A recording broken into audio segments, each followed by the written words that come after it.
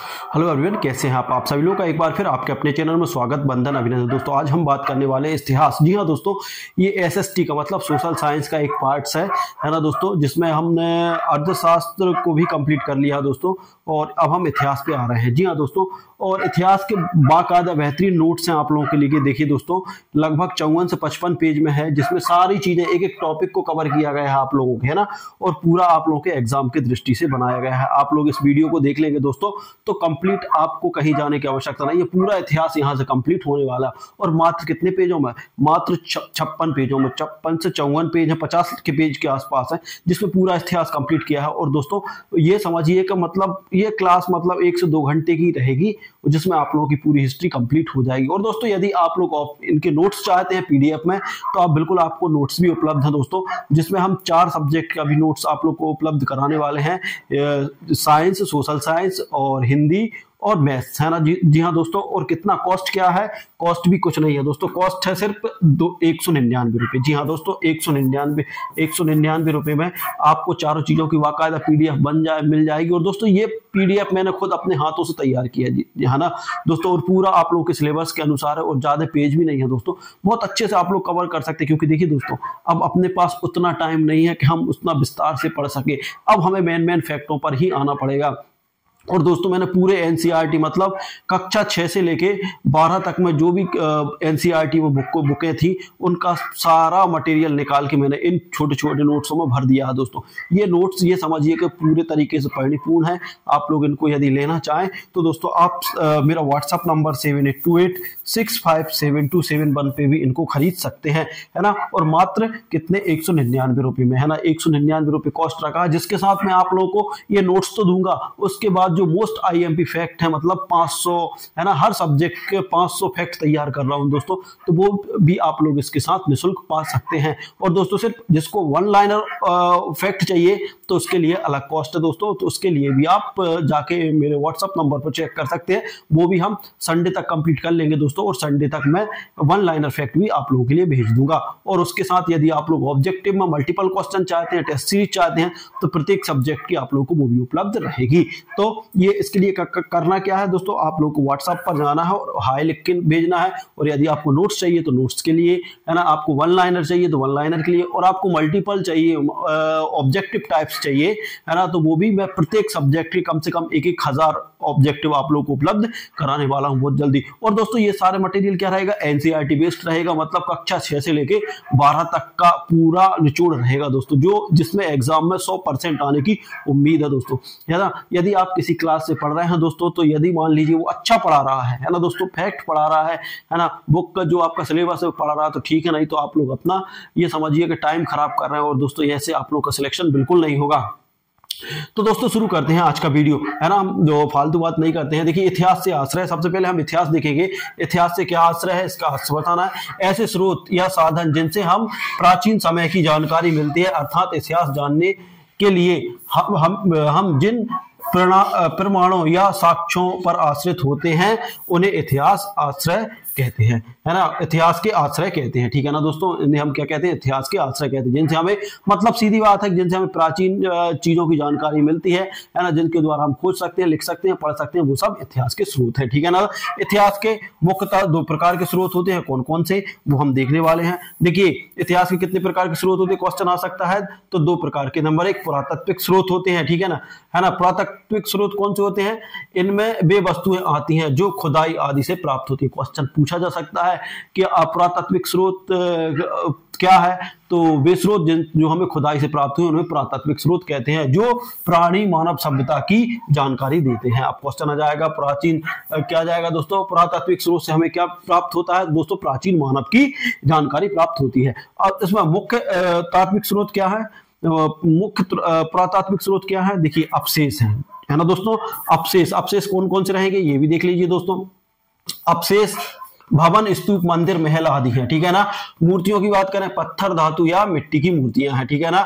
शिलालेख की बात करें तो पत्थरों पर खुदे लेख जैसे अशोक के अभिलेख, ठीक है ना दोस्तों। वहीं मुद्रा की बात करते हैं तो सिक्के, सोने, चांदी, तांबा आदि, है ना दोस्तों। ये मुद्राएं हैं, कौन कौन से, सिक्के, सोने, चांदी, तांबा आदि। वहीं चित्र की बात करते हैं तो भित्ति चित्र, गुफा चित्र जैसे भीमबेटका का चित्र, ठीक है ना दोस्तों।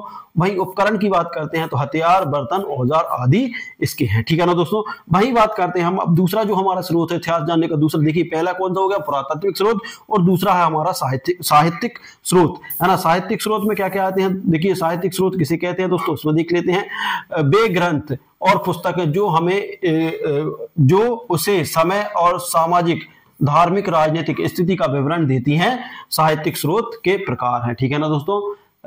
क्या है, साहित्य होती है, ठीक है, साहित्यिक स्रोत होते हैं। कौन कौन से स्रोत, पुस्तकें, है ना, समय, सामाजिक, धार्मिक और राजनीतिक स्थिति का विवरण देती है, ठीक है ना दोस्तों। वे पुस्तकें जो हमें समय की सामाजिक, धार्मिक, राजनीतिक स्थिति का विवरण देती हैं, वे क्या होते हैं, साहित्यिक स्रोत कहते हैं। अब साहित्यिक स्रोतों के प्रकार कौन कौन से, धार्मिक साहित्य, देखिए धार्मिक साहित्य की बात करें, है ना, तो धार्मिक साहित्य में देखिए जो हमारे चारों वेद हैं, कौन कौन से, ऋग्वेद, यजुर्वेद, सामवेद और अथर्ववेद। अब क्वेश्चन आ जाएगा कि धार्मिक साहित्य के स्रोत कौन कौन से हैं, तो दोस्तों कितने हैं धार्मिक साहित्य के स्रोत, कितने हैं, तो 4 हैं, है ना। कौन से, ऋग्वेद, यजुर्वेद, सामवेद और अथर्ववेद।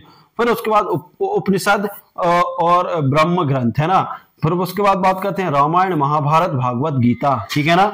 वही बात करते हैं बौद्ध ग्रंथ, मतलब त्रिपिटक, है ना दोस्तों।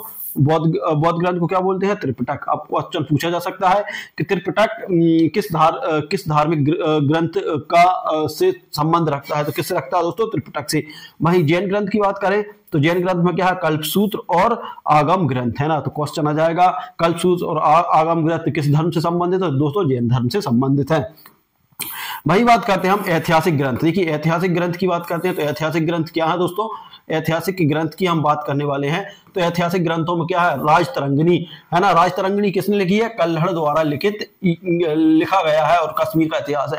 क्वेश्चन बार बार पूछा जाता है कि कश्मीर का इतिहास किस पुस्तक में वर्णित है, तो दोस्तों किसमें है, राजतरंगिणी में। देखिए राजतरंगिणी, है ना, राजतरंगिणी, ठीक है ना। भाई हर्षचरित की बात करते हैं तो बाणभट्ट द्वारा लिखित है। क्वेश्चन ये भी पूछा जाता है कि हर्षचरित किसके द्वारा लिखी है ना, तो बाणभट्ट द्वारा लिखा गया है और उसमें हर्षवर्धन का जीवन है ना, हर्षवर्धन की जीवन गाथा हम बोल सकते हैं।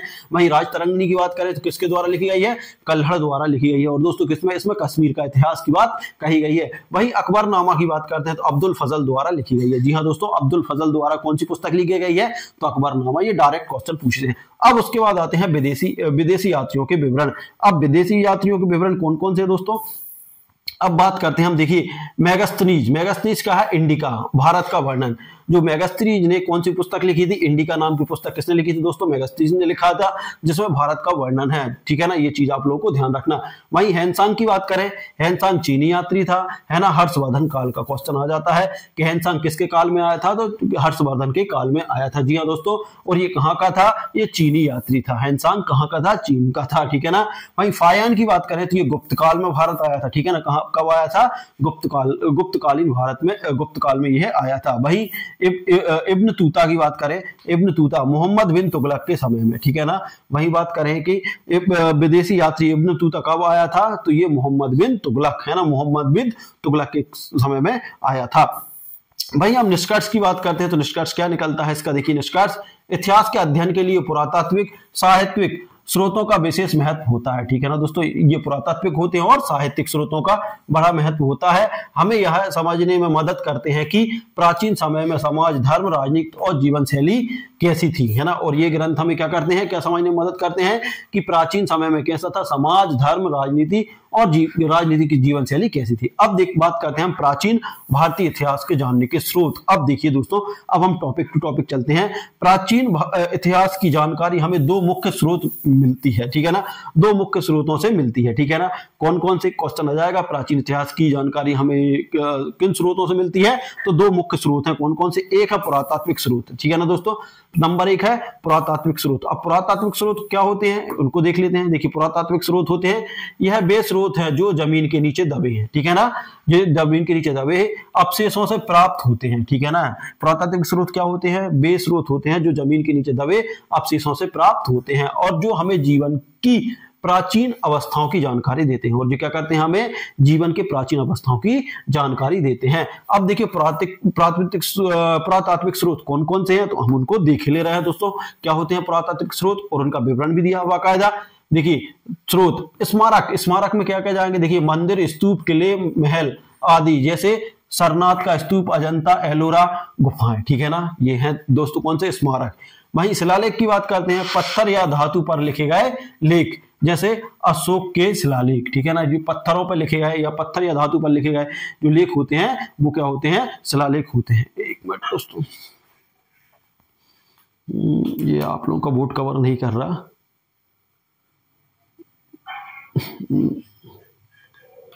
हाँ, देखिए उसके बाद बात करते हैं हम मुद्राएं। देखिए मुद्राएं की बात करते हैं तो प्राचीन काल की मुद्राएं, जैसे मौर्य, कुषाण, गुप्त काल की, ठीक है ना। वहीं मूर्तियों की बात करते हैं, देवताओं राजाओं की मूर्तियां, है ना, सिंधु घाटी की नर्तकी मूर्ति, ठीक है ना।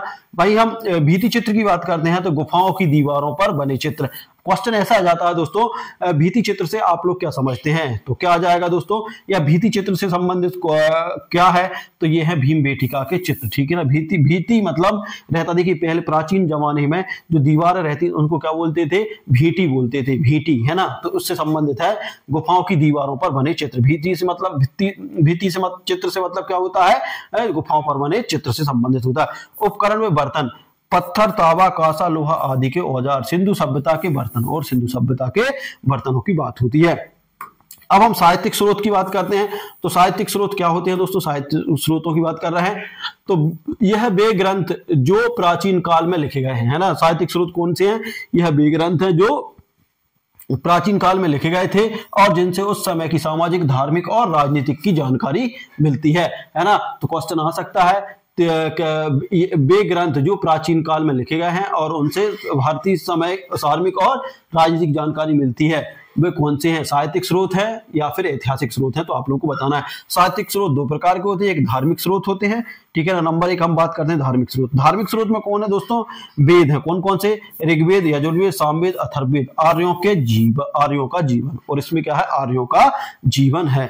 अथर्ववेद में क्या है दोस्तों, आर्यों का जीवन, ठीक है ना, आप लोग याद रख लें, ठीक है। उसके बाद आते हैं उपनिषद, है ना दोस्तों, क्या आते हैं उपनिषद। उपनिषद की बात करते हैं, दर्शन और आत्मा परमात्मा संबंधी ज्ञान। देखिए दर्शन, उपनिषद से हमें क्या प्राप्त होता है, क्या मिलता है, दर्शन और आत्मा परमात्मा संबंधी ज्ञान। क्वेश्चन आ जाता है दर्शन और आत्मा या परमात्मा संबंधी ज्ञान कहां से प्राप्त होता है दोस्तों, तो हमें उपनिषद से प्राप्त होता है। उसके बाद रामायण महाभारत की बात करते हैं, ये प्राचीन समाज, धर्म, राजनीति का चित्रण है। ये प्राचीन रामायण और महाभारत में क्या होता है, प्राचीन समाज, धर्म, राजनीति का चित्रण हो मिलता है। वहीं बौद्ध की बात करें तो पिटक, है ना, विनय पिटक। अब इसमें कौन कौन से, देखिए पिटक में विनय पिटक, सुत्त पिटक और अभिलेख धम्म पिटक, है ना। ये किससे संबंधित है दोस्तों, ये बौद्ध धर्म से संबंधित है, तो है ना। अब क्वेश्चन आ जाता है त्रिपिटक किस धर्म से संबंधित है दोस्तों, है ना, तो बौद्ध धर्म से संबंधित है, ये आप लोगों को याद रखना है। अब उसके बाद आते हैं ग्रंथ, जैसे जैन का क्या है दोस्तों, जैन साहित्य का है आगम सूत्र या कल्प सूत्र। क्वेश्चन आता है आगम सूत्र या कल्प सूत्र किससे संबंधित दोस्तों, जैन धर्म से संबंधित है ना। ऐतिहासिक एवं विदेशी विवरण, अब ऐतिहासिक और विदेशी विवरण में क्या है दोस्तों, इसकी हम बात करने वाले हैं। देखिए लेखक की बात करेंगे और उसके बाद हम बात करेंगे उनके कृति या योगदान की। बाणभट्ट क्या लिखा, हर्षचरित्र, और इसमें हर्षवर्धन की जीवन व्रत लिखा है, तो आप लोग याद रख लें। बाणभट्ट हर्षचरित मतलब हर्षवर्धन, जो हर्षवर्धन थे वो क्या चलाते थे, बाण चलाते थे, तो ऐसे याद रख लो कि हर्षवर्धन बाण चलाते थे, तो बाणभट्ट याद हो जाएगा। बाणभट्ट किससे संबंधित है, हर्ष से। कल्हड़ राजतरंगिणी, है ना, ये किसने, कश्मीर का इतिहास, है ना। तो यहां से याद कर लो, कश्मीर में का से कश्मीर, का से कल्हड़। देखिए का से कश्मीर, का से कल्हड़, मतलब कश्मीर का इतिहास कल्हड़ ने, और कल्हड़ ने किसकी रचना की, राजतरंगिणी। जो कल्हड़ नाम के राजा थे उनने कश्मीर पे राज किया, ऐसे याद कर सकते हैं ना, तो आप लोगों को याद हो जाएगा। वहीं फायान की बात करें तो गुप्तकालीन भारत की यात्रा की, ठीक है। हेनसांग की बात करें तो हर्षवर्धन का काल का भारत विवरण, है ना। हेनसांग ने क्या किया था, हर्षवर्धन काल में भारत का विवरण किया था। क्वेश्चन आ जाएगा हर्षवर्धन काल में भारत के विवरण किसने किया था, तो दोस्तों याद रखना हेनसांग ने। देखिए बाणभट्ट से कंफ्यूज मत हो जाना, है ना, उसने बाणभट्ट ने क्या लिखा था, जीवन व्रत लिखा था। किसका? बाणभट्ट ने, है ना। हर्षचरित्र में क्या लिखा था? हर्षवर्धन के जीवन का व्रत लिखा था। वही हेनसांग की बात करें तो हर्षवर्धन के काल में भारत का विवरण किया था उसने, है ना। वही बात करें हम मेगास्थनीज, मेगास्थनीज ने कौन सी किताब लिखी? इंडिका लिखी, इंडिका, है ना। चंद्रगुप्त मौर्य का काल का विवरण, क्वेश्चन ये मोस्ट आईएमपी है, ये जरूर पूछा जाता है। मेगास्थनीज ने कौन सी पुस्तक का निर्माण किया? इंडिका नामक पुस्तक किसने लिखी? तो मेगास्थनीज ने लिखी, जिसमें किसका वर्णन किया गया था? चंद्रगुप्त मौर्य काल का विवरण किया था। भाई अलबरूनी भारत की सामाजिक एवं धार्मिक व्यवस्था, जो अलबरूनी था उसने भारत की सामाजिक और राजनीतिक धार्मिक व्यवस्था के बारे में वर्णन किया। अब निष्कर्ष की बात करते हैं तो देखिए निष्कर्ष क्या निकलता है? प्राचीन भारतीय इतिहास जानने के दो प्रमुख स्रोत हैं। कौन कौन से? पुरातत्व के स्रोत और साहित्य। पर जो खुदाई से प्राप्त होते हैं वो पुरातत्व स्रोत, जैसे भौतिक अवशेष मिले हैं, जो ग्रंथों और विदेशी यात्रियों से के विवरण से मिलते हैं, ठीक है ना। इस तरीके से आप महाकाल। अब उसके बाद आते हैं महाकाव्य की बात करते हैं तो महाकाव्य में कौन कौन से दोस्तों, ये आप लोग याद रखना है। महाकाव्य में कौन कौन से महाकाव्य? रामायण ये किसने लिखी दोस्तों? महर्षि वाल्मीकि द्वारा रचित है, ये क्वेश्चन आप लोग याद रखना। महाभारत की बात करें महर्षि वेदव्यास द्वारा, है ना, तो याद रखना। देखिए रामायण किसने? वाल्मीकि ने लिखी, जबकि महाभारत किसने लिखी है? वेदव्यास ने लिखी है। वही रामचरितमानस किसने लिखी है दोस्तों? तो याद रख लेना तुलसीदास ने, है ना। आर्य जीवन, संस्कृति, धर्म, समाज, नीति, राज व्यवस्था आदि की जानकारी मिलती है, ठीक है ना। आर्य जीवन, है ना, और इनमें क्या मिलता है? आर्य जीवन, संस्कृति और समाज, युद्ध नीति के इनका मिलता है। अब धार्मिक साहित्य के साथ साथ ऐतिहासिक संकेत भी प्रदान करते हैं। अब विदेशी यात्रियों के वृतांत, देखिए जो विदेशी यात्री हैं उनके वृतांत की बात करते हैं तो देखिए क्या है? विदेशी यात्री और उनके विवरण, यात्री समय विवरण, ठीक है ना। मेगास्थनीज मौर्य काल का है, चंद्रगुप्त मौर्य के। इंडिका ग्रंथ में भारतीय समाज और शासन का वर्णन किया है, ठीक है ना।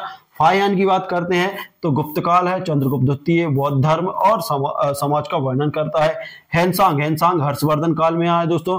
नालंदा धर्म, है ना, शासन व्यवस्था का विवरण। देखिए याद क्वेश्चन आ सकता है कि नालंदा धर्म शासन व्यवस्था का विवरण किसने किया है? तो फाहियान ने किया, हेनसांग ने किया है ना। हेनसांग किसके कार्यकाल में आया था? तो दोस्तों ये किसके कार्यकाल में आया था? हर्षवर्धन के कार्यकाल में आया था। इब्न बतूता, है ना, तुगलक काल में। कब आया था दोस्तों? तुगलक काल में आया था। और मोहम्मद बिन तुगलक के शासन का वर्णन किया है इसने, मोहम्मद बिन तुगलक के शासन का वर्णन किया है। वहीं अलबरूनी महमूद गजनवी के साथ, है ना, भारत का भूगोल या धर्म दर्शन, ये याद रख लेना। भारत का भूगोल और धर्म दर्शन किससे संबंधित है? अलबरूनी से संबंधित है। वही बात करते हैं, अब शिलालेखों की बात करते हैं तो देखिए शिलालेख, हाँ ये यहाँ से क्वेश्चन मोस्ट आईएमपी है, यहाँ से क्वेश्चन आने की पूरी उम्मीद है। प्रमुख शिलालेख अशोक के शिलालेख, है ना। ब्राह्मी लिपि में नैतिक शिक्षाएं धम्म, ठीक है ना। ये दोस्तों क्या है? यदि हम बात करते हैं तो ये ब्राह्मी लिपि में किसमें लिखे थे? जो अशोक के शिलालेख किसमें लिखे थे? ब्राह्मी लिपि में। क्वेश्चन पूछा जाता है कि अशोक के शिलालेख किस लिपि में लिखे गए थे? तो ब्राह्मी लिपि में लिखे गए थे, ठीक है ना दोस्तों। और इसमें क्या है? नैतिक शिक्षा, मतलब ब्राह्मी लिपि में नैतिक शिक्षा से संबंधित है और ये धम्म से, ठीक है ना। हाथी गुफा शिलालेख, अब ये नया है आप लोगों के लिए। देखिए हाथी गुफा लेख क्या है? कलिंग का राजा खारवेल, है ना। हाथी लिखा, जो लेख लिखा है हाथी गुफा लेख किसने लिखा है? जो कहाँ का था दोस्तों? कलिंग का राजा खारवेल द्वारा, है ना। इस क्या है? कलिंग का राजा खारवेल के बारे में जानकारी मिलती है। वहीं इलाहाबाद स्तंभ लेख, जो इलाहाबाद बोला जाता है, ये समुद्रगुप्त की विजय गाथा हर्षचरित्र शैली में, ठीक है ना। हर्षचरित्र शैली, ठीक है। समुद्रगुप्त की विजय गाथा, है ना। क्वेश्चन आ सकता है कि समुद्रगुप्त की विजय गाथा किससे संबंधित है दोस्तों? इलाहाबाद स्तंभ लेख से, इलाहाबाद स्तंभ लेख से, है ना। एरन शिलालेख, एरन के शिलालेख की बात करते हैं तो गुप्तकालीन शासन की जानकारी, तो क्वेश्चन आ जाएगा गुप्तकालीन शासन की जानकारी कहां से मिलती है दोस्तों? एरन के शिलालेख से मिलती है। शिलालेख से राजा, शासन, धर्म, समाज, भाषा आदि की जानकारी मिलती है, ठीक है ना। ये भी आप लोगों को ध्यान रखना है। भाई अब हम बात करते हैं मुद्रा शास्त्र। मुद्रा मतलब रुपए पैसे की बात करते हैं, सिक्कों की बात करते हैं। तो मुद्रा शास्त्र क्या है? सिक्कों की जानकारी मिलती है मुद्रा शास्त्र से। शासकों के नाम, धर्म, कला, आर्थिक स्थिति, ठीक है ना। अब बात करते हैं पंचमार्क मुद्रा, देखिए क्वेश्चन आता है पंचमार्क, पंचमार्क मुद्रा सबसे प्राचीन है ना छिद्रित चिन्ह वाली, क्वेश्चन आता है ना, सबसे प्राचीन मुद्रा कौन सी है, तो पंचमार्क मुद्रा है ना, ये छिद्रित चिन्ह वाली। या क्वेश्चन आ जा सकता है कि छिद्रित चिन्ह वाली मुद्रा कौन सी है, तो पंचमार्क है, ये सबसे प्राचीन मुद्रा है। मौर्यकालीन सिक्के ये किसके, सोने चांदी और तांबे के थे, है ना, क्वेश्चन आ सकता है कि मौर्यकालीन सिक्के किसके बने थे, तो सोने चांदी और तांबे के बने हुए थे। गुप्तकालीन सिक्के उत्कृष्ट कला के उदाहरण हैं, क्वेश्चन आ जाता है कि कौन से काल के सिक्के उत्कृष्ट कला के उदाहरण है, तो दोस्तों किसके काल के, गुप्तकालीन सिक्के, है ना। गुप्त शासकों के सिक्कों पर लक्ष्मी, गरुड़, धनुर्धाई आदि के चित्र पाए जाते हैं। क्वेश्चन आ जाता है, क्या आता है कि किस शासक काल में के जो सिक्के थे उन पर लक्ष्मी, गरुड़ और धनुर्धारी आदि के चित्र पाए जाते हैं, तो किसमें पाए जाते हैं दोस्तों, गुप्त शासकों के सिक्कों पर पाए जाते हैं। उसके बाद बात करते हैं पाषाण काल। देखिए पाषाण काल क्या है, पाषाण काल की बात करने वाले हैं हम, काल है ना, और काल और विशेषताएं। प्रस्तर युग, प्रस्तर युग मतलब प्रस्तर युग कौन सा रहता है दोस्तों, कंदराओं में निवास, पत्थर के औजार, शिकार, ठीक है ना। अब क्वेश्चन आ जाएगा प्रस्तर युग, प्रस्तर युग से संबंधित क्या है, या क्वेश्चन ऐसे आएगा कंदराओं में निवास किस युग में किया जाता है। कंदराओं का मतलब रहता है गुफाएं, है ना। कंदराओं में निवास किस काल में के लोग करते थे, तो प्रस्तर युग के लोग, ठीक है ना। पत्थर के औजार का शिकार कौन से काल करते थे, तो ये प्रस्तर के। मध्य पाषाण, है ना, मध्य पाषाण मतलब सूक्ष्म औजार, आग का प्रयोग, चित्रकला और भीमबेटिका।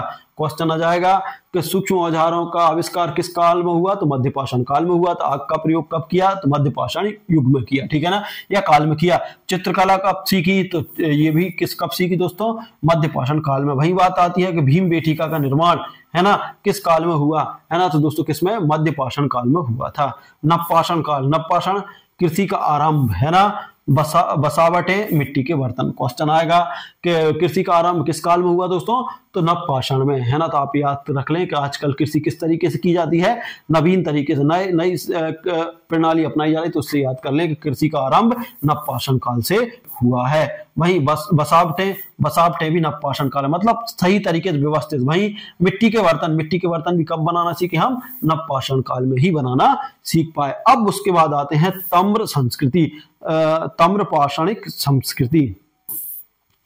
अब देखिए ताम्र पाषाणिक संस्कृति क्या है, देखिए अब देखते हैं अपन, यह ताम्र प्लस पाषाण युग का था, ठीक है ना। जो ताम्र पाषाण कहाँ था, यह ताम्र और पाषाण युग था। मानव ने तांबे के औजार बनाने आरंभ किए। क्वेश्चन आएगा, मानव ने तांबे के औजार कब बनाने पर आरंभ किए, तो ताम्र पाषाण युग में। गृह निर्माण, कृषि, पशुपालन का विकास, ये कब, ताम्र पाषाण में ही। प्रमुख स्थल कौन कौन से हैं, मेहरगढ़, चिराद, इनामागाव, आहड़, कायथा, मध्य प्रदेश में। क्वेश्चन आ जाएगा कायथा कहाँ स्थित है, तो मध्य प्रदेश में। ये कायथा किस काल, कायथा का उदय किस काल में हुआ था, तो ताम्र पाषाण युग में हुआ था, ठीक है ना।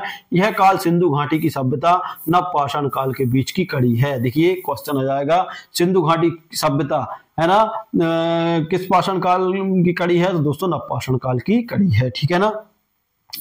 अब उसके बाद बात करते हैं हम विषय और क्या जानकारी मिलती है। महाकाव्य की बात करते हैं दोस्तों। महाकाव्य धार्मिक, सांस्कृतिक और सामाजिक जीवन मिलते हैं। विदेश यात्री, समकालीन भारत के विदेश दृष्टिकोण। शिलालेख की बात करते हैं, शासकों के उपलब्धियां और शासन व्यवस्था मिलती है यहाँ से। मुद्रा शास्त्र, अर्थव्यवस्था, धर्म और कला मिलती है हमें।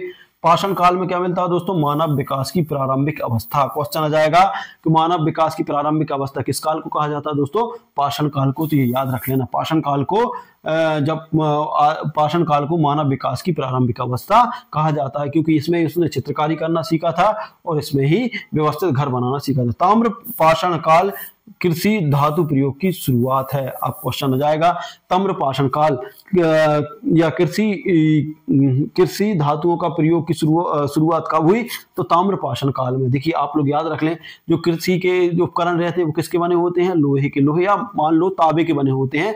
तो कृषि की शुरुआत कब होगी दोस्तों, ताम्र पाषाण काल से। अब उसके बाद आते हैं हम हड़प्पा संस्कृति पर। देखिए हड़प्पा संस्कृति, है ना, हड़प्पा संस्कृति। अब देखिए हड़प्पा संस्कृति सिंधु घाटी की सभ्यता भारत की प्राचीनतम और अत्यंत विकसित सभ्यता मानी जाती है, ठीक है ना। अत्यंत विकसित सभ्यता मानी जाती है ना, प्राचीन का। यह लगभग 2500 ईसा पूर्व से 1750 ईसा पूर्व के बीच, है ना, फली फूली है। क्वेश्चन आ जाएगा कि सिंधु घाटी की सभ्यता या हड़प्पा सभ्यता का समय काल क्या है दोस्तों, 2500 ईसा पूर्व से लेके 1700 ईसा पूर्व, है ना। तो ये है इसका नाम हड़प्पा नामक स्थल के आधार पर पड़ा है जो अब पाकिस्तान में है, ठीक है ना दोस्तों। क्वेश्चन आ जाएगा कि वर्तमान में हड़प्पा कहाँ है, तो दोस्तों वर्तमान में हड़प्पा कहाँ है दोस्तों, पाकिस्तान में है, ठीक है ना। हड़प्पा संस्कृति सिंधु घाटी की सभ्यता प्रमुख तत्व की बात करते हैं, क्या क्या है। देखिए परीक्षा की दृष्टि से अत्यंत महत्वपूर्ण है क्योंकि यहां से जरूर एक क्वेश्चन पूछा जाएगा। खोज और काल, वही बात करते हैं हम, खोजकर्ता कौन है, दयाराम साहनी है ना। हड़प्पा सभ्यता खोज किसने की, दयाराम साहनी ने। कब की, 1921 ईस्वी में हड़प्पा की खोज की, ठीक है ना। काल लगभग 2500 ईसा पूर्व से लेके 1700 ईसा पूर्व इसका समय काल माना जाता है, 2500 लेके 1700, है ना। स्थल वर्तमान पाकिस्तान और पश्चिमोत्तर भारत। पश्चिमोत्तर भारत कहाँ, पंजाब, हरियाणा, राजस्थान और गुजरात में। मतलब पाकिस्तान में वर्तमान कहाँ माना जाता है, पाकिस्तान, और पश्चिमोत्तर जो भारत है उसमें पंजाब, हरियाणा, राजस्थान और गुजरात माना जाता है। प्रमुख स्थल की बात करते हैं तो प्रमुख स्थल इसमें क्या है दोस्तों, प्रमुख स्थल की बात करने वाले प्रमुख स्थल वर्तमान विशेषताएं। हड़प्पा क्या, पाकिस्तान, पंजाब, ग्रेनरी, है ना, अन्य भंडार या कंकाल, ठीक है ना।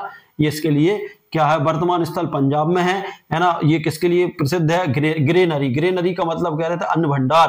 क्वेश्चन पूछा जाएगा कि अन्न भंडार को प्राचीन काल में क्या कहा जाता था या हड़प्पा सभ्यता में क्या कहा जाता था, इसको क्या कहा जाता था दोस्तों, ग्रेनरी बोला जाता था। मोहनजोदड़ो पाकिस्तान, है ना, सिंधु, है ना, स्नानागार, पक्की सड़कें, ठीक है ना। जो मोहनजोदड़ो है वर्तमान में कहाँ है, पाकिस्तान में है ना, और पाकिस्तान में कहाँ, सिंध में, है ना। सिंध प्रांत जो है मोहनजोदड़ो का था, है ना। जहां पर क्या मिला है, यहाँ विशाल स्नानागार मिला है और पक्की सड़कों के साक्ष्य कहाँ मिले हैं, यहाँ पर मिले हैं, ठीक है ना। तो दोस्तों क्वेश्चन आता है कि सबसे पहले पक्की सड़कों का अस्तित्व कहाँ मिला था हमें, है ना, तो मोहनजोदड़ो में मिला था दोस्तों, है ना। स्नानागार कहाँ मिला था, तो ये भी मोहनजोदड़ो में मिला था। अब उसकी बात करते हैं स्थल, वर्तमान स्थान और विशेष, ठीक है ना। अब स्थल क्या है, कालीबंगा राजस्थान में है। अग्नेवेदिया ऊंट की हड्डी। क्वेश्चन आ जाएगा कालीबंगा कहाँ स्थित है, राजस्थान में है। क्या मिला इसमें, अग्निवेदियां, जो अग्निवेदियां थी यज्ञ वाली वो यहां से मिली है, और ऊंट की हड्डियां भी मिली थी, कहां से, कालीबंगा से। वहीं लोथल की बात करते हैं, लोथल कहाँ है, गुजरात में है। बंदरगाह और माप प्रणाली, है ना, कहाँ से, लोथल से मिली है। वहीं धोलावीरा बात करते हैं, ये गुजरात के कच्छ में है ना। क्वेश्चन पूछा जाएगा धोलावीरा वर्तमान में कहाँ है, तो गुजरात के कच्छ में है। जल संरक्षण प्रणाली कहाँ से मिली हमें दोस्तों, गुजरात से मिली है। बनवाली मतलब हरियाणा में है। घरों की दोहरी दीवारें, कृषि के अवशेष। देखिए घरों की दोहरी दीवारें कहाँ मिली हैं, बनवाली में मिली हैं, है ना। ये वर्तमान में कहाँ दोस्तों, हरियाणा में है, ठीक है ना, याद रख लेना।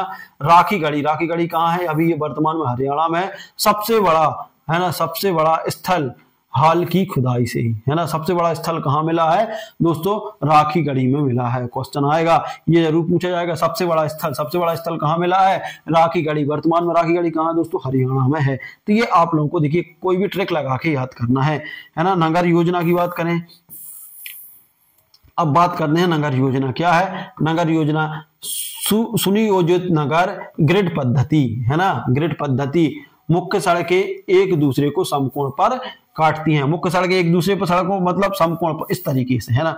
यह मुख्य सड़क इस तरीके से, बाकी फिर सड़कें इस तरीके की हैं, है ना। यहाँ पर घर बने हैं इस तरीके के, है ना, कुछ घर यहाँ बने हैं ऐसे। ये एक सड़क ये है, फिर इसके ऐसे बने हैं। जो आजकल की वर्तमान में कॉलोनियां है वो इस तरीके की बात हो रही है, ठीक है ना। पक्के मकान, ईंटों की दीवारें, है ना। ये नगर योजना में क्या था, पक्के मकान और ईंटों की दीवारें। नालियों की व्यवस्था, जल निकासी के उत्तम व्यवस्था थी, ठीक है ना। महत्वपूर्ण विशेषताएं, देखो महत्वपूर्ण विशेषताएं क्या है दोस्तों, ये आप लोगों को ध्यान रखना है। स्नानागार कहाँ मिला था, मोहनजोदड़ो में मिला। अन्नागार कहाँ, हड़प्पा और मोहनजोदड़ो दोनों में मिला। लोथल का बंदरगाह व्यापारियों और गतिविधियों का संकेत है। जो लोथल में बंदरगाह मिला था उससे यह पता लगाया जा सकता है कि यह व्यापारिक गतिविधियों का संकेत है। धोलावीरा में जल संरक्षण टैंक और कुएं मिले हैं। क्वेश्चन आ जाएगा कि धोलावीरा में क्या मिले हैं, तो टैंक और कुएं मिले हैं। इससे क्या सिद्ध होता है, इससे यह सिद्ध होता है कि पहले के लोग भी जल संरक्षण के लिए उपाय करते थे, है ना। ईंट और निर्माण की बात करेंगे, ईंट और निर्माण। क्वेश्चन आ जाएगा पक्की ईंटों का प्रयोग 1:2:4 अनुपात की ईंटें, है ना, और लकड़ी और पत्थर का उपयोग कम, मतलब लकड़ी और पत्थर का उपयोग पहले कम हुआ है और ईंटों का ज्यादा हुआ, ये भी हमें प्राचीन काल से ही मिलती है। अब आर्थिक जीवन की बात करते हैं, तो आर्थिक जीवन क्या है ना, आर्थिक जीवन की बात करते हैं तो कृषि में क्या, गेहूं, जौ, कपास, मटर आदि उगाते थे। व्यापार में मेसोपोटामिया मिलने वाली मोहरों की पुष्टि, ठीक है ना। व्यापार के लिए किसको कहा जाता, मेसोपोटामिया। व्यापार के लिए किसे जाना जाता, मेसोपोटामिया। क्यों, क्योंकि यहाँ पर मोहरों की पुष्टि हुई है, यहाँ पर जो मोहरें मिली हैं उनसे पुष्टि हुई है कि यहाँ पर व्यापार होता था। अब मुद्राएं की बात, पशु चित्रों सहित लेख युक्त, है ना, पशु के चित्रों के सहित लेख है वहां पे। धातु की बात करें, तांबा, कांसा, सोना, चांदी आदि का प्रयोग, ठीक है ना। अब धर्म की बात करते हैं, तो प्राचीन काल में क्या होता था, देखिए प्राकृतिक पूजा, है ना, प्रकृति की पूजा होती थी। पशुपति शिव जैसी आकृति, जो पशुपति शिव है ना, जैसे नटराजन बोला जाता है उसके जैसी मूर्ति है, ठीक है ना। यज्ञ का प्रमाण नहीं है, और यहाँ यज्ञ का प्रमाण नहीं है। माँ देवी की पूजा, है ना, माँ देवी की पूजा होती थी। पीपल, बैल, गेंडा के प्रतीक, और बैल गेंडा के प्रतीक मिले हैं। वहीं लिपि की बात करते हैं दोस्तों, तो लिपि क्या है दोस्तों, इसके बाद दोस्तों बात करते हैं, तो देखिए ये यहां से हम हो गया था, पीपल, बैल, गेंडा के प्रतीक है, ठीक है ना, पीपल, बैल, गेंडा के प्रतीक हो। वही बात करते हैं हम लिपि और भाषा की बात करते हैं, तो लिपि कौन सी है, चित्र लिपि है, ठीक है ना। आपका शब्द जो लिपि है अब तक अपठनीय है, और दोस्तों यह लिपि कैसी है, अब तक अपठनीय है, मतलब इसको अभी तक नहीं पढ़ सके हैं।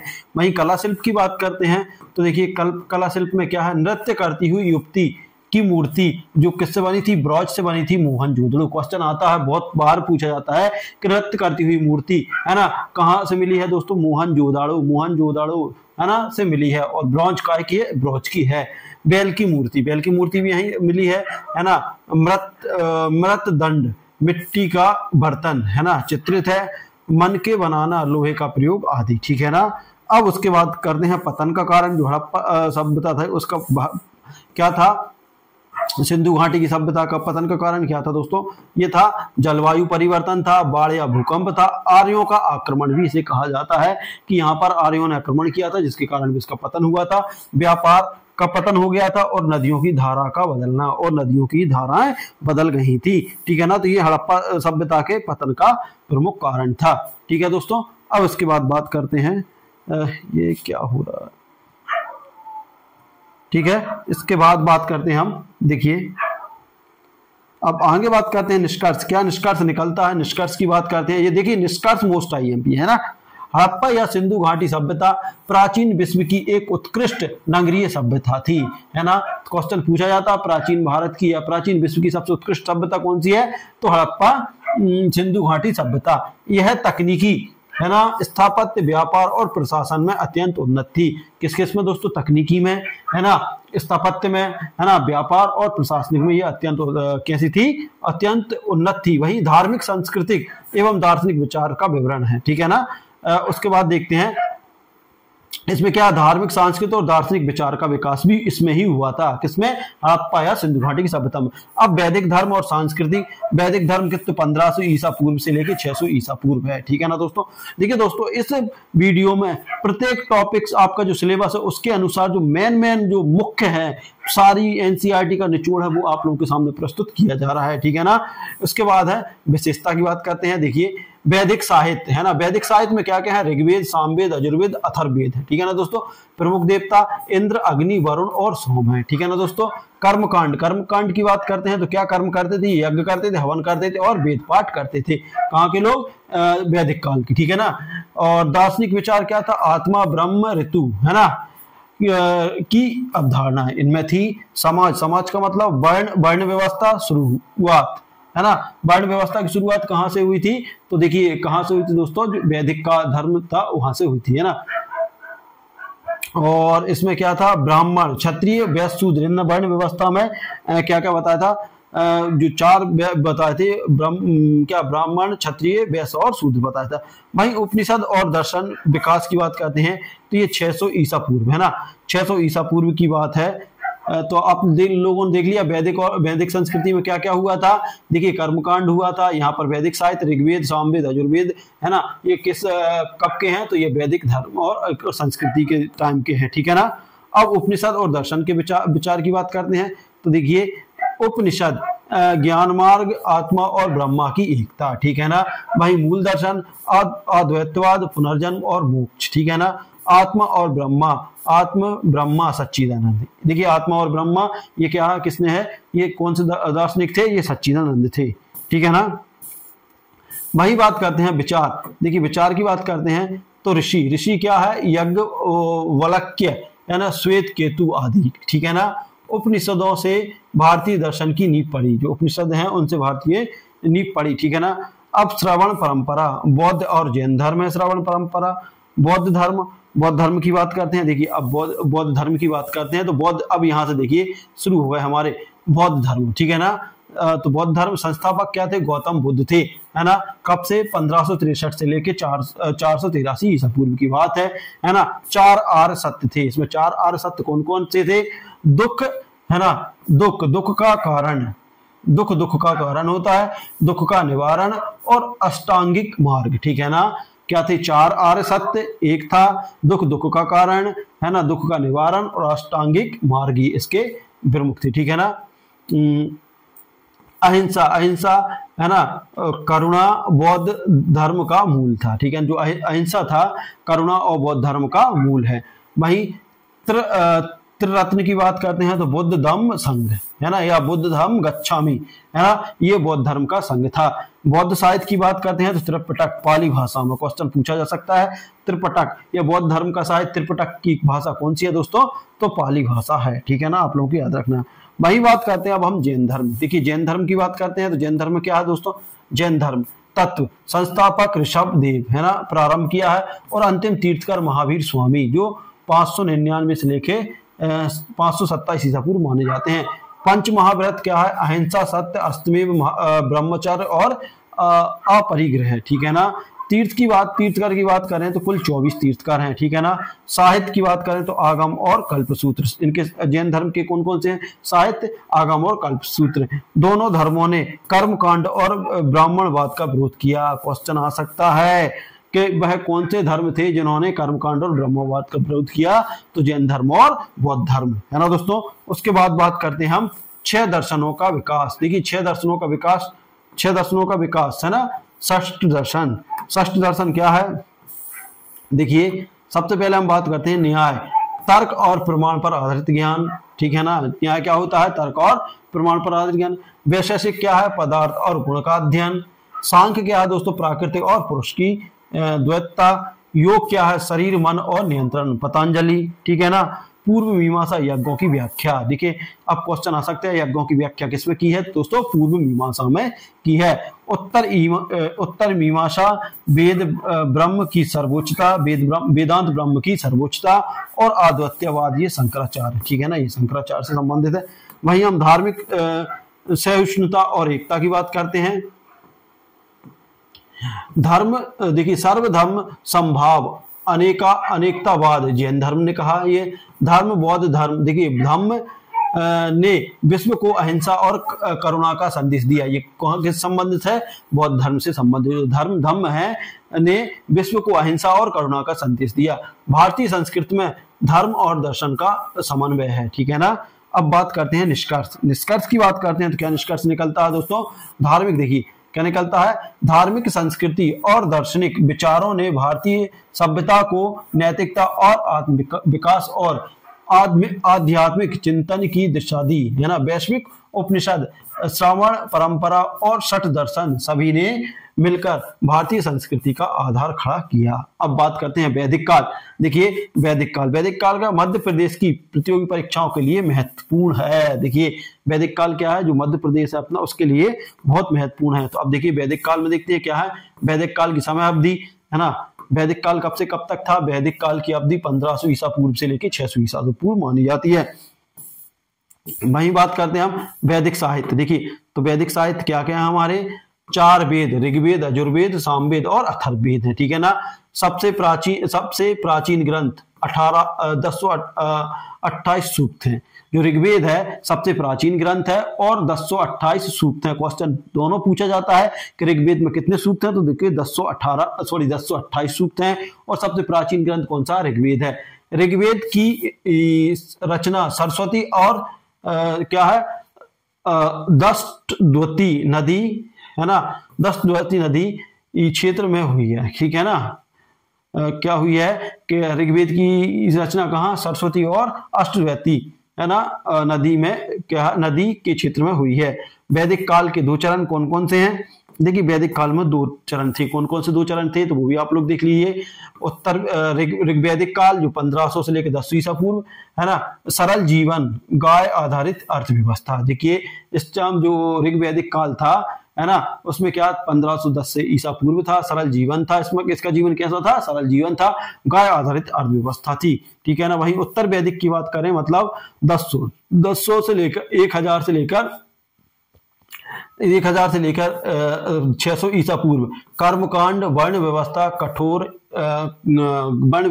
हो गई, है ना। उत्तर वैदिक काल में ही वर्ण व्यवस्था जो सिस्टम आया था और यज्ञ बढ़े। इस टाइम में क्या बढ़ गए?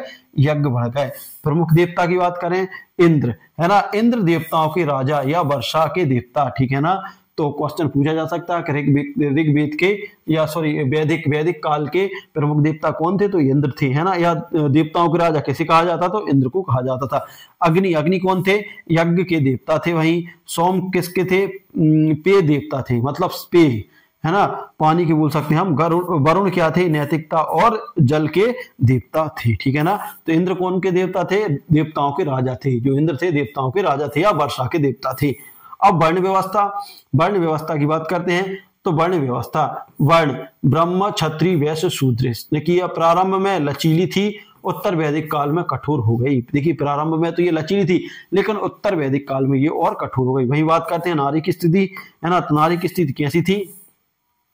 देखिए ऋग्वैदिक काल में नारी को शिक्षा और यज्ञ में भागीदारी थी। कौन से? ऋग्वैदिक काल में, मतलब नारी क्या शिक्षा भी ग्रहण कर सकती थी और यज्ञ में भागीदारी, मतलब यज्ञ में भी बैठ सकती थी। लेकिन उत्तर वैदिक काल में नारी की स्थिति में गिरावट आई, और उत्तर वैदिक काल में नारी की स्थिति में गिरावट आई, मतलब यज्ञ में तो शिक्षा ग्रहण कर सकती थी या फिर यज्ञ में भागीदारी नहीं ले सकती थी। ये क्वेश्चन पूछा जा सकता है कि कौन से वैदिक काल में, है ना, कौन से वैदिक काल में नारी की शिक्षा और भागीदारी, यज्ञ में भागीदारी मानी जाती है? तो ऋग्वैदिक काल में, है ना। और किस वैदिक काल में इसकी स्थिति में गिरावट आई? दूसरी उत्तर वैदिक काल में इसमें गिरावट आई। अब समाज व्यवस्था की बात करते हैं। समाज व्यवस्था क्या थी दोस्तों? समाज पितृ सत्तात्मक था, है ना, मतलब पिता की सत्ता मानी जाती थी। ग्राम समाज की इकाई थी, है ना। जो ग्राम समाज की क्या थी? इकाई थी, है ना। सभा और समिति 2 प्रमुख जनसभा संस्थाएं थी। इसमें क्या थी? एक सभा थी, एक समिति थी, जो प्रमुख संस्थाएं थी, ठीक है ना। धर्म और दर्शन की बात करते हैं। तो धर्म दर्शन की बात करते हैं, तो धर्म और दर्शन में क्या था दोस्तों? इसमें यज्ञ, हवन, देवताओं की प्रस्तुति होती थी। किसमें? ऋग्वैदिक काल में, है ना। उपनिषदों, आत्मा, ब्रह्म, मोक्ष, पुनर्जन्म की चर्चा। आर्थिक जीवन की बात करते हैं। मुख्य पेशा गाय पालन और कृषि व्यापार था ऋग्वैदिक काल में। मुद्रा निष्क, सोने के टुकड़े, है ना। इस काल की जो ऋग्वैदिक काल की जो थी मुद्रा क्या थी? निष्क थी, जो सोने का टुकड़ा था। मुद्रा व्यवस्था प्रारंभ, और यहीं से मुद्रा व्यवस्था प्रारंभ हो गई थी, ठीक है ना। अब उसके बाद बात करते हैं राजनीतिक व्यवस्था। देखिए राजनीतिक व्यवस्था क्या थी इसमें? देखिए राजा का चुनाव जन और विष की सभा करती थी, है ना। ऋग्वैदिक काल में क्या करती थी? राजा के चुनाव कौन? जन और विष की सभा करती थी। राजा बलि, मतलब दान लेता था, कर नहीं। राजा बलि क्या देता था? दान लेता था कर नहीं, ठीक है ना। उत्तर वैदिक काल में, सॉरी उत्तर वैदिक काल में, उत्तर वैदिक काल में राज सत्ता वंशानुगत हो गई, और जब उत्तर वैदिक आया तो सत्ता कैसी हो गई, वंशानुगत, मतलब हर एक ही वंश का शासक करता था। जैसे मान लो पिता कर रहा है तो उसका पुत्र करेगा, फिर उसका पुत्र करेगा, ऐसे ऐसे, ठीक है। वही बात करते हैं हम शिल्प और विज्ञान की बात करते हैं। देखिए लोहा प्रयोग में आया उत्तर वैदिक काल में। क्वेश्चन आ सकता है कि लोहे का प्रयोग कब आया गया, तो उत्तर वैदिक काल में लोहे का प्रयोग आया गया, ठीक है ना, लाया गया। उपकरणों में सुधार, हल का उपयोग, हल का उपयोग भी कहा उत्तर वैदिक काल में ही हुआ जी। अब भौगोलिक विस्तार की बात करते हैं। ऋग वैदिक काल में पंजाब और हरियाणा क्षेत्र, ठीक है ना। उत्तर वैदिक काल में गंगा यमुना की उपजाऊ भूमि का विस्तार। क्वेश्चन आ सकता है कि पंजाब और हरियाणा क्षेत्र का विकास कब हुआ, तो ऋग वैदिक काल में हुआ, और वहीं उत्तर वैदिक काल में क्या, गंगा यमुना की उपजाऊ भूमि का विस्तार हुआ। उसके बाद बात करते हैं आगे क्या है, परीक्षा उपयोगी। अब देखिए परीक्षा उपयोगी वन लाइनर की बात आती है। वैदिक काल का सबसे प्राचीन ग्रंथ कौन सा दोस्तों, ऋग वैदिक काल, है ना। वैदिक काल का वैदिक काल की प्रमुख नदी सरस्वती होती थी दोस्तों। यज्ञ पर आधारित ग्रंथ कौन सा था, यजुर्वेद था। संगीत से संबंधित वैदिक ग्रंथ कौन सा था, सामवेद। सा से संगीत, सा से सामवेद, ठीक है ना। देखिए यज्ञ से संबंधित, या से यज्ञ, या से यजुर्वेद, है ना। वैदिक काल की प्रमुख नदी सरस्वती थी, है ना। वैदिक काल का सबसे प्राचीन से आप ज्ञान से याद कर ले, ऋग्वेद, ठीक है ना। भारतीय दर्शन की शुरुआत उपनिषदों से हुई। किससे हुई, उपनिषदों से हुई। सभा और समिति किस काल की विशेषता थी, तो ये ऋग्वैदिक काल की थी। सभा और समिति किस काल की थी, ऋग्वैदिक काल की थी। राजसूय यज्ञ प्रचलन में आया, कब आया, उत्तर वैदिक काल में, क्योंकि उस टाइम क्या हो गई थी दोस्तों, उस टाइम मतलब एक तो वर्ण व्यवस्था बहुत कठोर हो गई थी, और दोस्तों बहुत ज्यादा प्रचलन में आ गई थी। आर्यों का प्रमुख पशु क्या था, गाय थी, है ना।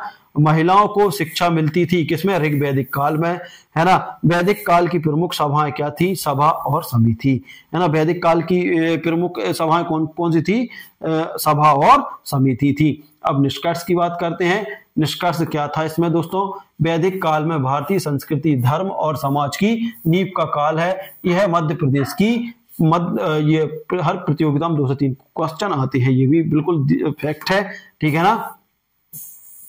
बौद्ध धर्म की बात करते हैं, तो अब बौद्ध धर्म क्या है, बौद्ध धर्म की बात करते हैं। देखिए संस्थापक गौतम बुद्ध थे, है ना। 566 ईसा पूर्व से लेकर 486 ईसा पूर्व। मूल शिक्षाएं क्या थी, 4 आर्य, सत्य, अष्टांगिक मार्ग और मध्य मार्ग। त्रिरत्न बुद्ध धम्म संघ था। प्रमुख संप्रदाय हीन और महायान थे, है ना। प्रमुख संप्रदाय कौन थे, हीनयान और महायान थे। ग्रंथ की बात करें तो त्रिपिटक, विनय, सुत्त और अभिधम्म था। बौद्ध धर्म अहिंसा, करुणा और निवारण की ओर ले जाने पर आधारित है, ठीक है ना। जैन धर्म की बात करते हैं तो जैन धर्म के क्या थे, ऋषभदेव थे, ठीक है ना। क्या थे, संस्थापक ऋषभदेव माने जाते हैं, लेकिन महावीर स्वामी 599 से लेकर 527 ईसा पूर्व इसके अंतिम तीर्थकर थे, है ना। प्रमुख सिद्धांत पंचमहाव्रत, अहिंसा, सत्य, अस्तमेव ब्रह्मचार्य और परित्याग। 2 संप्रदाय थे, श्वेतांबर और दिगंबर, है ना। जैन धर्म के पूछ सकते हैं कितने है संप्रदाय, 2 हैं, श्वेतांबर और दिगंबर। ग्रंथ आगम और साहित्य है। मोक्ष की प्राप्ति आत्मा की शुद्धि पर संभव है। अब बात करते हैं हम शैव धर्म। यहाँ पर देखिए अब हम धर्मों पे आ गए। शैव धर्म में क्या दोस्तों, शैव संप्रदाय सब उपास्य देवता भगवान शिव थे। शैव धर्म में क्या थे, भगवान शिव थे इसके, है ना। प्रमुख प्रतीक क्या था, त्रिशूल, डमरू और लिंग था। प्रमुख ग्रंथ शिव पुराण, लिंग पुराण और तंत्र पुराण था। शैव साधना तंत्र योग धम्म पर आधारित थी। प्रमुख ग्रंथ नाथ संप्रदाय और कल्पली पशुपति आदि थे। इसके बाद देखते हैं आगे। इसके बाद बात करते हैं दोस्तों, प्रमुख ग्रंथ हो गया ना, नाथ संप्रदाय, कपालिक और पशुपत आदि, ठीक है ना दोस्तों। उसके बाद बात करते हैं हम शैव संप्रदाय। शैव संप्रदाय का क्या है, उपास्य देवता शैव संप्रदाय के कौन थे, भगवान विष्णु थे, है ना। तो ये आप लोग ध्यान रखें, उनके अवतार राम और कृष्ण ये शैव संप्रदाय के थे। प्रमुख ग्रंथ की बात करें शैव संप्रदाय की तो दोस्तों प्रमुख ग्रंथ क्या थे, भागवत गीता, विष्णु पुराण और भागवत पुराण, है ना। भक्ति आंदोलन का बड़ा केंद्र था, ठीक है ना। प्रमुख पंथ क्या था, समानंदी, माधव, श्री वैष्णव और गौड़ी, ठीक है ना। महत्वपूर्ण तुलना की बात कर लेंगे तो तुलना यहाँ पर देख लेंगे क्या क्या है, ठीक है ना। अब यहाँ सबके साथ हो जाएगी तुलना। देखिए विशेषता, बौद्ध धर्म, जैन धर्म, शैव धर्म और वैष्णव धर्म। संस्थापक गौतम बुद्ध है बौद्ध धर्म के, इसके महावीर स्वामी है, और शैव धर्म का कोई निश्चित नहीं है और इसका भी कोई निश्चित नहीं है। वही प्रमुख देवता और तत्व की बुद्ध है ना, प्रमुख देवता क्या थे इसके, गौतम बुद्ध थे है ना। यहाँ महावीर या तीर्थकर है ना, और यहाँ पर शिव थे और यहाँ पर विष्णु थे वैष्णव की, ठीक है ना। प्रमुख ग्रंथ की बात करें त्रिपिटक था है ना, इसमें जैन धर्म में आगम और निगम था है ना, इसमें शिव पुराण था शैव धर्म, और इसमें भागवत गीता वैष्णव में है ना, विष्णु वाले में। वही बात करते संप्रदाय, इसमें हीनयान महायान था, इसमें श्वेतांबर है ना और दिगंबर थे है ना, इसमें कपालिक थे किसमें, शिव पुराण में, और इसमें नाथ श्री वैष्णव महाद्व थी, ठीक है ना। अब बात करते हैं हम 16 महाजनपद। देखिए 16 महाजनपद, समय लगभग 6वीं ईसा पूर्व की बात है, बौद्ध काल की बात है ये है ना। आगुंतर निकाय बौद्ध ग्रंथ, ठीक है ना। 16 महाजनपद कौन कौन से थे है ना, बौद्ध धर्म की बात करते हैं तो देखिए सबसे पहले बात है अंग, मगध, काशी, कौशल, बज्जी, मल्ल है ना, चेदी, वत्स, कुरु और पांचाल, ठीक है ना। वही बात करें और आगे की बात करें तो उसके बाद क्या है, सूरसेन, अश्मक, अबनी, गांधार, कंबोज, मत्स्य, ठीक है ना। अब उसके बाद बात करते हैं प्रमुख तथ्य कौन कौन से हैं, ठीक है। महाजनपद, राजधानी और विशेषताओं की बात करेंगे तो मगध राजगृह है ना, राजधानी क्या थी मगध की, राजगृह थी। पाटलिपुत्र सबसे शक्तिशाली महाजनपद था। देखिए क्वेश्चन आ जाता है, पाटलिपुत्र सबसे शक्तिशाली महाजनपद कौन सा है दोस्तों, तो महाजनपद है मगध है ना, इसकी राजधानी क्या है, राजगृह। पाटलिपुत्र का सबसे शक्तिशाली कौन सा था, तो मगध था। बज्जी वैशाली था है ना, राजधानी वैशाली थी। संघात्मक शासन प्रणाली थी इसमें। अबनी की बात करें तो ये उज्जैनी है, मध्य भारत का प्रमुख जनपद है ना। तो उज्जैनी कहाँ दोस्तों, मध्य प्रदेश में है। काशी की वाराणसी से बुद्ध काल के महत्वपूर्ण थे। कौशल मतलब श्रावस्ती, अयोध्या इसका भाग था है ना, याद रख ले। अंग का नाम है चंपा, मगध ने इसे पहले जीता और मगध ने इसे क्या किया, पहले जीता। इसके बाद क्या है, मगध का उत्कर्ष है ना। मगध की बात करते हैं तो देखिए मगध के उत्कर्ष के कारण भौगोलिक स्थिति, गंगा घाटी में उपजाऊ भूमि और व्यापारिक मार्ग था, ठीक है ना। खनिज संपदा, लोहे की उपलब्धता जिससे हथियार बनाए गए, ठीक है ना। मगध का उत्थान का कारण क्या था है ना, संगठित सेना और शक्तिशाली राजाओं द्वारा बड़ी सेना तैयार की गई। और राजनीतिक विवाह जैसे कि बिंबिसार विवाह, कौशल, मगध, लिच्छवी और राजकुमारियां से, ठीक है ना।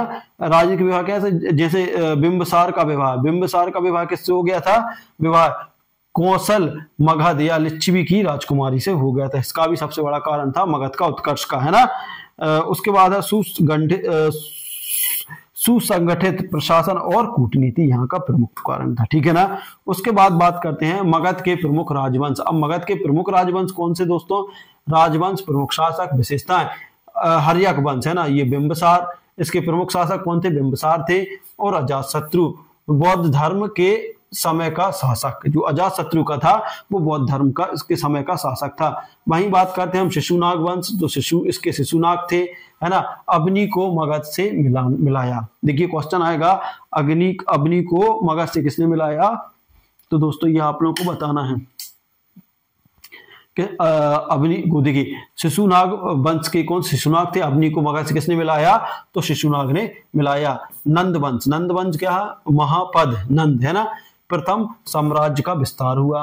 मौर्य वंश की बात करें तो चंद्रगुप्त और अशोक थे। अखंड भारत की स्थापना, क्वेश्चन आ जाएगा, अखंड भारत की स्थापना कब हुई, तो मौर्य वंश में हुई। कौन थे इसके, चंद्रगुप्त, मौर्य और अशोक थे। अब बात करते हैं अजातशत्रु का योगदान क्या था है ना। अजातशत्रु का योगदान क्या था, तो देखिए लिच्छवी संघ को हराया, इसने लिच्छवी संघ को हराया और वहां की राजकुमारी लिच्छवी से शादी कर ली। राजगृह के स्थान पर पाटलिपुत्र को राजधानी बनाया। क्वेश्चन आता है, राजगृह के स्थान पर पाटलिपुत्र की राजधानी किसने बनाई, अजातशत्रु की। बुद्ध की शिक्षा काल में महत्वपूर्ण पात्र थे, ठीक है ना। परीक्षा उपयोगी तथ्य क्या है दोस्तों, परीक्षा उपयोगी तथ्य की बात करते हैं। प्राचीन, देखिए 16 महाजनपदों में से सबसे शक्तिशाली जनपद था कौन सा, मगध 16 महाजनपदों में से सबसे शाली महाजनपद था। बिंबिसार ने राजनीतिक विवाहों से साम्राज्य विस्तार किया, मतलब जो बिंबिसार ने जो राजनीतिक विवाहों से साम्राज्य विस्तार किया, मतलब जहां भी जाता था वो विवाह कर लेता था और वहां के राजा बन जाता था, ठीक है ना। अजातशत्रु ने लिच्छवी गणराज्य को हराकर सत्ता बढ़ाई, ठीक है ना।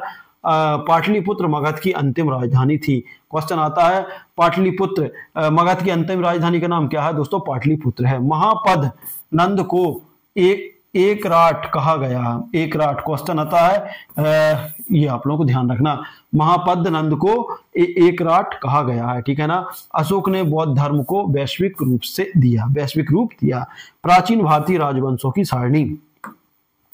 अब प्राचीन राजवंश कौन कौन से दोस्तों? तो ये है भैया प्राचीन राजवंश, इनको आप लोग देख लें, है ना। कौन कौन से प्राचीन राजवंश वंश, है ना। राजधानी प्रमुख विशेषताएं, हय्यक वंश देखिए 544 से लेकर 512 ईसा पूर्व में राजगृह इसकी राजधानी थी। बिंबिसार इसके प्रमुख शासक थे और अजातशत्रु, है ना। विशेषता, मगध का प्रारंभिक उत्कर्ष यहीं से हुआ था। कहां से? किसके शासनकाल में? हर्यक में। शिशुनाग 412 से लेकर 344, ये वैशाली है इसका। शिशुनाग या कालाशोक अवनी को मगध में मिलाया, है ना। फिर उसके बाद बात करते हैं ईसापुर और पाटलिपुत्र भी थी, ठीक है ना यहाँ की। अब बात करते हैं कौन सा? मौर्य। मौर्य क्या है? पाटलिपुत्र, है ना। 322 से लेकर 185। चंद्रगुप्त, इसके प्रमुख शासक कौन थे? चंद्रगुप्त और बिंदुसार था, और अशोक भी थी, ठीक है ना। फिर उसके बाद बात करते हैं अखंड भारत, कलिंग युद्ध, बौद्ध धर्म ग्रह आदि, ठीक है ना। अब उसके बाद पुरुषपुर, है ना। इसमें देखिए मौर्य में पाटलिपुत्र था और पुरुषपुर भी था, ठीक है ना। ये आप लोगों को ध्यान रखना है। कुषाण, कुषाण क्या है? कुषाण की बात करते हैं, इसकी है सॉरी पुरुषपुर, और जिसे हम पेशावर बोलते हैं आजकल, ये कनिष्क है। और चौथे बुद्ध संगति का गंधार कला, ठीक है ना। शक संवत प्रारंभ, ठीक है ना। अब उसके बाद बात करते हैं गुप्त। देखिए गुप्त कब हुआ? 319 से लेके, देखिए 319 से लेके 585। पाटलिपुत्र इसकी राजधानी थी। चंद्रगुप्त प्रमुख, समुद्रगुप्त और चंद्रगुप्त द्वितीय। भारत का स्वर्ण युग, है ना। नालंदा, है ना। आर्यभट्ट और कालिदास, है ना। आर्यभट्ट भी कब आए थे? गुप्त काल में आए थे। कालिदास भी कब आए थे? गुप्त काल में। और भारत का स्वर्ण युग किसे कहा जाता है? तो किसको कहा जाता दोस्तों? गुप्त काल को कहा जाता, जिसके संस्थापक चंद्रगुप्त थे, ठीक है ना। और नालंदा विश्वविद्यालय की स्थापना कब हुई थी? तो ये भी चंद्रगुप्त के काल में ही हुई थी। वहीं बात करते हैं वर्धन, थानेश्वर और कन्नौज, हर्षवर्धन इसके वे थे, है ना। वही बात करते हैं हम वाणभट्ट हैनसांग का आगमन, है ना। ये भी चंद्रगुप्त के उसमें भी आया था। बौद्ध धर्म का संरक्षण, हर्षवर्धन के काल में आया था वाणभट्ट, है ना। हर्षवर्धन के काल में कौन आया था? वाणभट्ट आया था। हैनसांग का आगमन, वाणभट्ट और हैनसांग कब आए थे दोस्तों? हर्षवर्धन के उसमें आए थे। और बौद्ध धर्म का संरक्षण, ठीक है ना। उसके बाद आता है चोल वंश, तंजापुर है इसका, है ना। राम राजा चोल और राजेंद्र, ये इनके उसके थे, है ना, जिसे चोल भी कहा जाता था। राजेंद्र चोल नौसेना शक्ति और दक्षिण एशिया में, ठीक है ना। विजय और बृहदेश्वर मंदिर, क्वेश्चन आ जाता है बृहदेश्वर मंदिर, है ना, किस काल से संबंधित है दोस्तों? चोल काल से संबंधित है। वहीं चालुक्य की बात करते हैं, वातापी और बादामी, है ना। पुलकेशिन सेकंड है इसका। हर्षवर्धन को हराकर वातापी का मंदिर की स्थापना की, है ना। तो क्वेश्चन आता है कि वातापी की स्थापना कब हुई? तो दोस्तों आप लोगों को बताना है वातापी की स्थापना कब हुई। तो किसमें? चालुक्य के टाइम पे हुई। इसने क्या किया था? इसने हर्षवर्धन को हराया और उसके बाद इसकी स्थापना की। उसके बाद आते हैं पल्लव, है ना। अब पल्लव कब है दोस्तों? पल्लव की बात करें 275 से लेकर 897। कांचीपुरम, है ना, इस जो महेंद्र वर्मन और नरसिम्हा वर्मन, है ना। महालीपुरम की गुफाएं, शिल्प और वास्तुकला, ठीक है ना।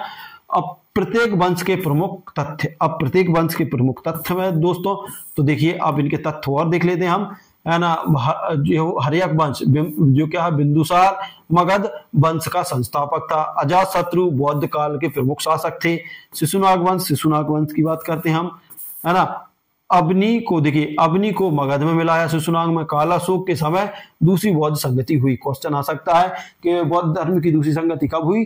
तो कालाशोक के शासनकाल में हुई। मौर्य, अब बात आता है मौर्य काल को ही, ठीक है ना। अब देखिए मौर्य, है ना। चंद्रगुप्त मौर्य ने चाणक्य की मदद से नंद वंश को हराया और अशोक ने कलिंग युद्ध के बाद बौद्ध धर्म अपनाया, ठीक है ना। ये मौर्य वंश के थे। चंद्रगुप्त मौर्य किसके वंश के थे? मौर्य वंश के थे, है ना। और दोस्तों भारत का स्वर्ण काल किसको कहा जाता है? तो गुप्त वंश को क्या है? गुप्त काल को कहा जाता है। अब कुषाण वंश, कनिष्क ने चौथी बौद्ध संगति बुलाई कश्मीर में, गंधार का कला विकास, ठीक है ना। ये आप लोगों को ध्यान रखना है। गुप्त वंश, देखिए गुप्त वंश की बात करते हैं। समुद्रगुप्त को भारत का नेपोलियन कहा जाता है, ठीक है ना। चंद्रगुप्त सेकंड विक्रमादित्य के दरबार में कालिदास थे। आर्यभट्ट 12वीं ही जैन वैज्ञानिक इसी काल के थे। और गुप्त वंश को भारत का स्वर्ण युग कहा जाता है, ठीक है ना। हर्षवर्धन वंश, वर्धन वंश क्या था? हर्षवर्धन का राज्य कन्नौज में था, ठीक है ना। हैनसांग हर्ष के दरबार में आया था। प्रारंभ में हिंदू, बाद में बौद्ध, ठीक है ना। प्रारंभ में हर्षवर्धन हिंदू था और बाद में क्या बन गया था? बौद्ध बन गया था। चोल वंश की बात करते हैं। राज चोल सेकंड बृहदीश्वर मंदिर बनवाया। क्वेश्चन आता है बृहदीश्वर मंदिर किसने बनवाया था? दोस्तों राज चोल ने, ठीक है ना। फिर उसको राजेंद्र चोल, है ना। श्रीलंका और दक्षिण पूर्वी एशिया तक विजय, है ना। इनने क्या? श्रीलंका से लेके दक्षिण पूर्वी एशिया तक इनने विजय प्राप्त की। उसके बाद आता है चालुक्य वंश। चालुक्य वंश के प्रमुख क्या थे? पुलकेशिन सेकंड और हर्षवर्धन को हराया। चालुक्य वंश ने पातापी या बादामी राककट मंदिर इनके ही बहुत, ठीक है ना। पल्लव वंश की बात करते हैं। पल्लव वंश कौन है? नरसिंह वर्मन एक ने चालुक्य पुलकेशिन सेकंड को हराया। फिर उसके बाद महाबलीपुरम की मूर्ति कला और मंदिर का स्थापत्य। तो ये आप लोगों को देखिए मोस्ट आईएमपी फैक्ट है। अब देखिए परीक्षा उपयोगी देख लेते हैं हम। परीक्षा उपयोगी क्या है दोस्तों? तो परीक्षा उपयोगी है हर वंश, देखिए हर वंश से संबंधित राजधानी, प्रमुख शासक और धर्म, संस्कृति, युद्ध जरूर याद रखें, ठीक है ना दोस्तों। बौद्ध संगति, कला विकास, विदेशी यात्री आगमन टॉपिक्स पर, है ना, आधारित एमसीक्यू अक्सर पूछे जाते हैं। तो इस तरीके से दोस्तों हम ये वीडियो को यहीं खत्म करने वाले, क्योंकि वीडियो ऑलरेडी बहुत बड़ा हो गया है। और दोस्तों ये वीडियो काफी ज्यादा बड़ा नहीं है, लेकिन दोस्तों ये वीडियो मोस्ट आईएमपी है आप लोगों के लिए। यदि आप लोगों को कंप्लीट कर लेते हैं तो देखिए लगभग अभी बहुत सारे पेज हैं। अभी हम लोगों ने 22 पेज किए हैं, लगभग 55-56 पेज हैं, जिसमें आप लोगों का पूरी हिस्ट्री कंप्लीट हो जाएगी दोस्तों। और हिस्ट्री में दोस्तों ऐसे ही क्वेश्चन आने वाले हैं। तो दोस्तों ये था वीडियो, अच्छा लगा तो लाइक शेयर कमेंट कर दीजिए। यदि आप भी इसका पीडीएफ चाहते हैं तो व्हाट्सअप नंबर पे आप मैसेज करके आप बिल्कुल पीडीएफ मंगा सकते हैं। मिलते हैं अगली वीडियो में, तब तक लीजिए जय भारत।